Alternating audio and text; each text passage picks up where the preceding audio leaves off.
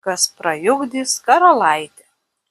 Vienas vaikinas tarnavo ūkininkui 10 metų. Atsibodo jam tarnauti, prašo šeimininką algos ir žada eiti į pasaulį pasižvalgyti. Dar iškraustysiu išleisdamas, ar nieko nepavogei, sako šykštusis šeimininkas. Bekraustydamas rado kišenėje kviečio grūdą. Tai kiek tu man išvogei per 10 metų? Nieko, daugiau negausi algos, kaip tik tai šitą kviečio grūdą. Jis ir keliauja su šito kviečio grūdu. Vakare užėjo kieman ir paprašė naktigulio.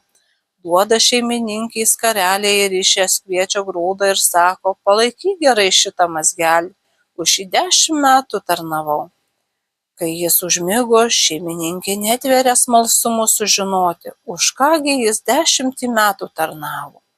Išrišusi mazgelį pasižiūrės, grūdas lipt žemėn, ten maišėsi višta ir sulesė.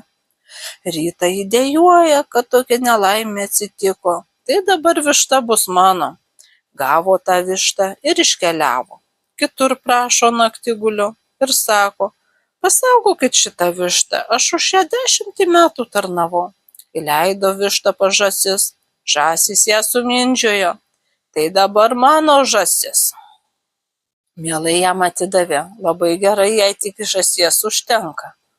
Trečią naktį vėl užeina naktigultan ir prašo, šeimininkėlė, padėk gerai šitą žąsį, aš už ją 10 metų tarnavau.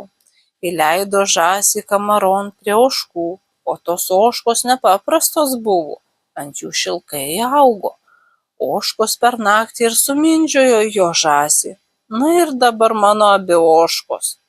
Kad ir labai nenorėtų, bet reikia ožkas atiduoti. Ir vedasi vaikinas šitas ožkas. Užėjo naktigulto. Ožkas uždaryk kur nors geron vietom, aš už jas 10 metų tarnavau. Įleido ožkas seklyčion, o ten 2 dukterys. Aptiko jos, kad ant ožkų šilkai auga. Ir nupešiojo, liko ožkos plikos. Rytą dejuoja šeimininkė, kokia nelaimė, įleido ožkas pas dukteris, jos ir nupešiojo aptikusios šilkus, o dabar ožkos plikos, tai dabar mano dukterys. Vedasi vaikinas ir tas mergas per mišką. Tik išgirdo, kad taip gražiai kažkas dainuoja keturiese. Eikit paklausyti ir suraskit, kas taip gražiai dainuoja. Jūs pavaikščiojo ir įsiklausė, kad lazdynų kelmė kekė riešutų dainuoja. Priėjęs nuraškė tą kekę ir įsidėjo kišenėn. Kai įsidėjo, tai nebedainuoja. Paėjo toliau, kad loja šuo neregėtai, be jokio sustojimo. Pažiūrėkit, ką ten šuo taip jauna. Tos klausė, ieškojo, pagaliau surado. Vienas šuns galvos kaulas taip loja, pasakė vaikinui, jis priėjęs įsidėjo terbon ir nebeloja. Eina toliau, kažkad kad kerta mišką, medžiai tik griūva, be jokios tvarkos. Eikit pažiūrėti, kas ten mišką taip kerta. Ogi vienas kirvakotis, kai duoda, tuoj numuša didžiausią medį. Priėjęs pasėmė jį ir įsidėjo terbon. Užėjo jie miestan, ten visur sklinda žinios, kad kas rytojaus dieną prajuokdys karaliaus dukterį, tą už kuriomis paims.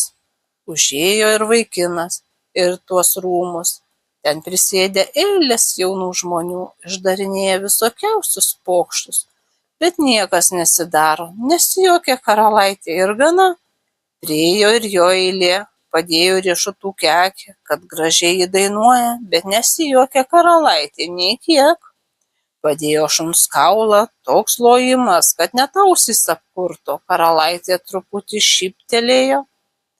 Išsėmė kirvakotį, tas, kad pradėjo kapoti, krėslams kojas, visi, kad pradėjo išsigandę šokti ant langų ir stalų. Karalaitė ir prasijuokė. Tada paėmė jį už kurioms. Ir tos abi mergaitės kartu gyvena.